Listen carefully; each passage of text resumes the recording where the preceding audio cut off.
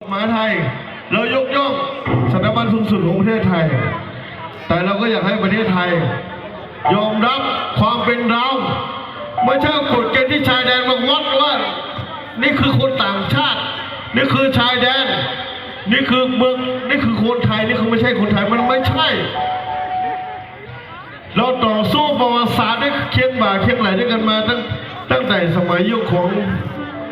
พระนเรศวรเพื่อให้ไทยเป็นเอกราชเราคือหนึ่งในผู้ค้านของคนไทยที่ต่อสู้เพื่อคนไทยนะครับเพราะฉะนั้นเรามีความภาคภูมิใจถ้าคุณเรียกว่าเราเป็นไทยใหญ่อย่าเรียกเราเป็นพม่าเรายอมรับไม่ได้ใช่ไหมครับใช่เราไม่มีบัตรเราไม่ใช่พม่าแต่เราเป็นไทยใหญ่ใช่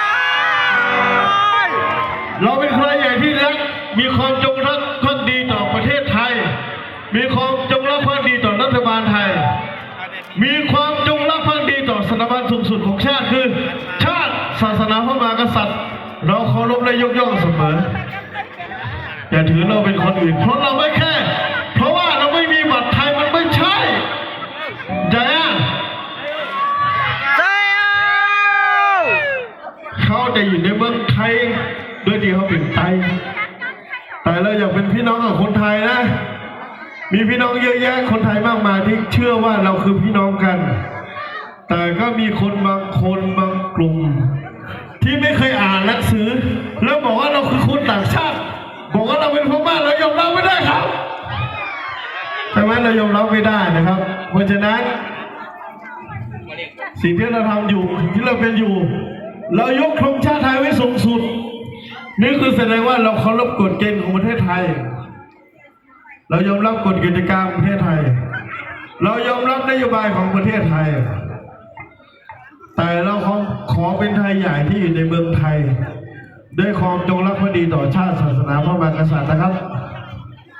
ถึงเวลาหรือยังมาส่งกัน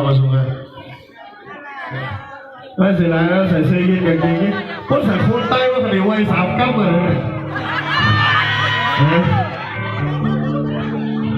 ข้าได้นะ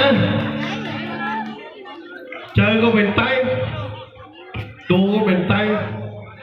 กูเจอคุมเยอะก็เป็นไต